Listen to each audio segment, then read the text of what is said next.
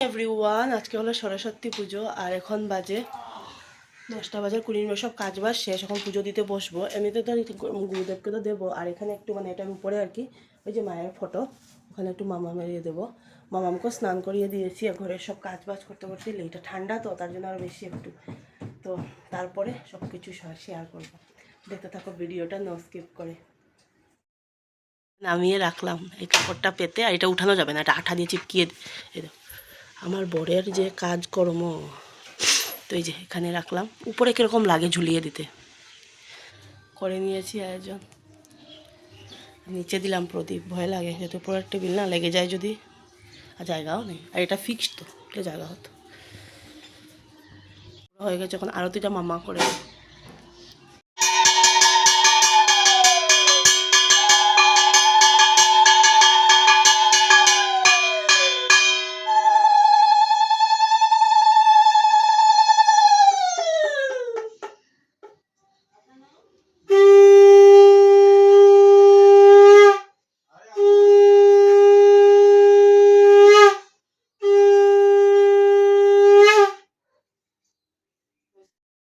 Ready হয়ে নিয়েছি, এখন অল্প পরে 10-15 মিনিট পরে বেরোবো কয়েকটা রিলস বানিয়ে, তারপরে মামামকে রেডি করে দিই। মামামকে চুড়িদার পরলো, মামামের শাড়ি পরার কোনো ইন্টারেস্টই নেই। বলেছিলাম আমি ট্রাই করে দিই, কারণ মামামের সাইজের যেহেতু ব্লাউজ, ব্লাউজ একটা আমার হবে, কিন্তু সায়া যেটা থাকে সেটা নেই মামামের সাইজে, আমার তো অনেক বড় হয়ে যায়।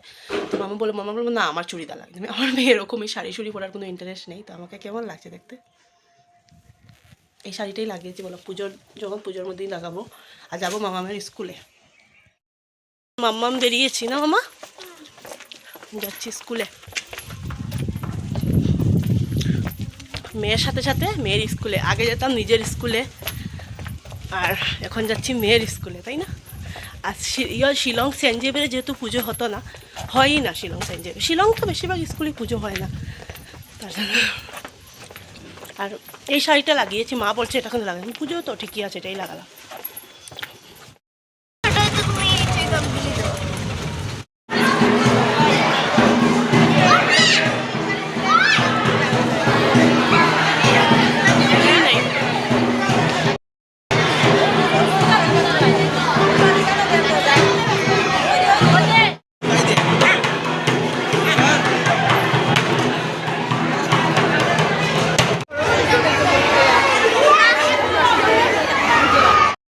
একটা কথা হলো, যেই মানে আমার কাকা শ্বশুর আমাকে যে শাড়িটা দিয়েছিলেন আর কি পুজোর সময়, সেই একই রকম শাড়ি মা সরস্বতীর, আমি ছাড়বো তোমাদেরকে, তোমরা দেখতে পাবে না রে মামা। একুরিটা থেকে আস্তে আস্তে আমরা শেষ। গ্রিন, আমারটা একটু ডার্ক গ্রিন না।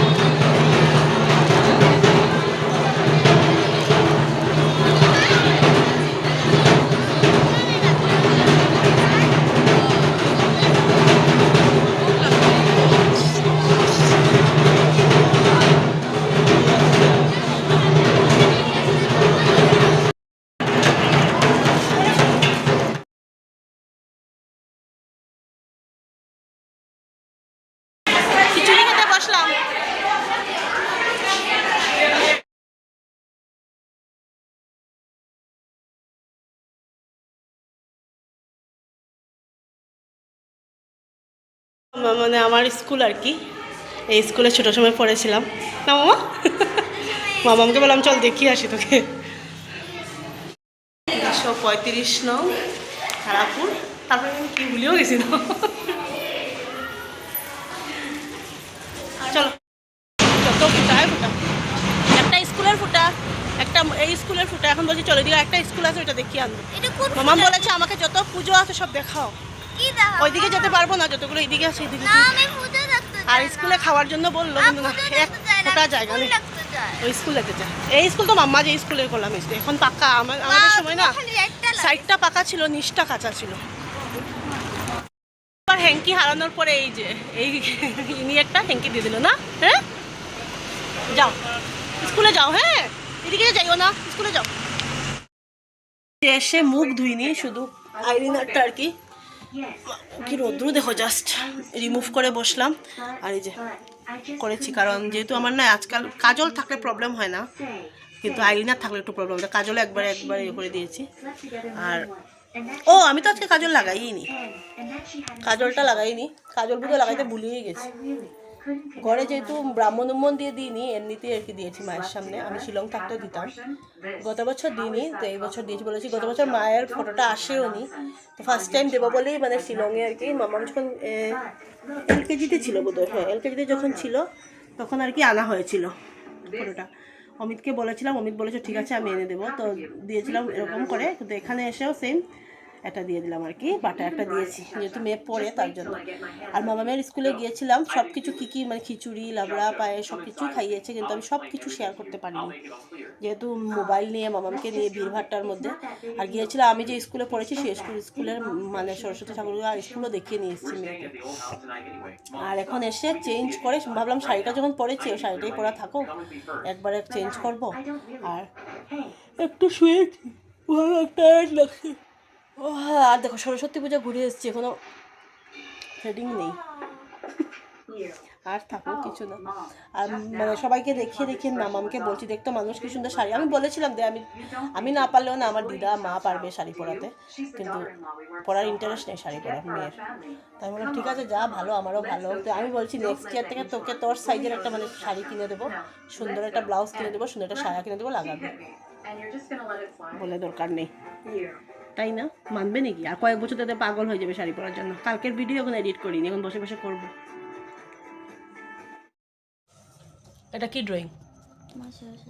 মা সরস্বতী। হুম দেখি হাত ছড়া। সুন্দর হয়েছে, হাতে বিস্কুট আর ড্রয়িংয়ে মা সরস্বতী। এটা মেনে নেবে সরস্বতী? একটু হইতে পারে।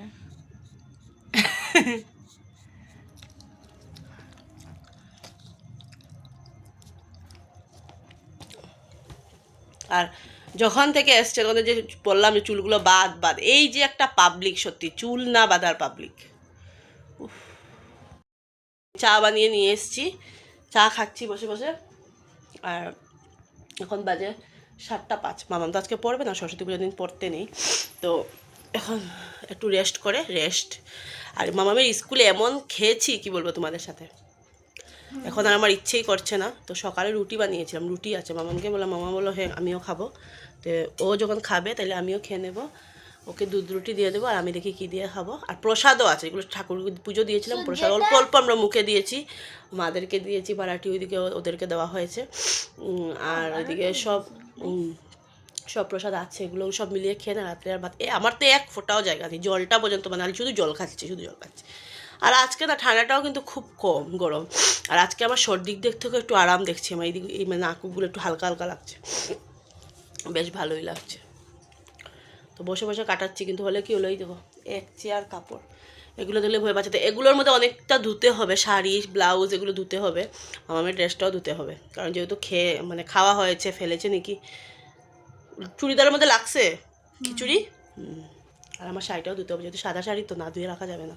আর আবার কোন পুজোতে পরে চলে যাব।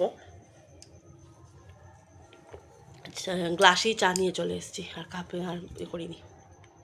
আমার মামামের যেহেতু হিন্দি আর কি সাবজেক্ট, এখনও ও বেঙ্গলি লিখেনি। দেখি দাঁড়া, ওকে বললাম দাদা সরো, ওকে আমি এই যে আমি লিখে দিয়েছি মা সরস্বতী, বললাম এখানে তুই লেখার ট্রাই কর তো, দেখি পারস নাকি। চেষ্টা করলে কেন পারবে না, তাই না? মামা কিরকম যেরকম লিখলাম এরকম। হ্যাঁ এটা কি মো, আমার মো তো ডিফারেন্ট আছে। হ্যাঁ এটা হলো মো, ওইটা আকার, মা। সরস্বতী আগে আগে মাত্রা দিতে হয়, এখানে নিচে, এখানে এই সাইডে, হ্যাঁ মাত্রা দিতে হয়, মাত্রা দাও দাদা। এটা এস, হ্যাঁ লম্বা করে দাও, এস আগে মাত্রা দিতে হবে মা। না, মাত্রা না দিয়ে লেখে না, মাত্রা আগে দাও। কোন মাত্রা?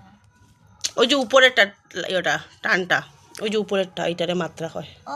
হ্যাঁ হিন্দিতেও আছে না এরকম, হ্যাঁ ওইটা হলো দন্তাস্য, ক 2-400 2-400 এখন র র আমার র ডিফারেন্ট আছে ওরা কেন ডিফারেন্ট যেরকম আছে এরকমই লেখো হ্যাঁ গুড র এটা কি ওই যে ফটোটা হ্যাঁ সরস্বতী উপরে এটা ঘুরাও এটা হইলো স এটাও সই এটা সই কয় স আর ওইটা হইলো ব ওই যে হিন্দি ব না ওইটা বাংলা ব সরস্বতী ত লেখো আটু টানাও হ্যাঁ ত লেখো এটা কি মতো লাগে দেখতে হ্যাঁ ত লেখো দিগ্গি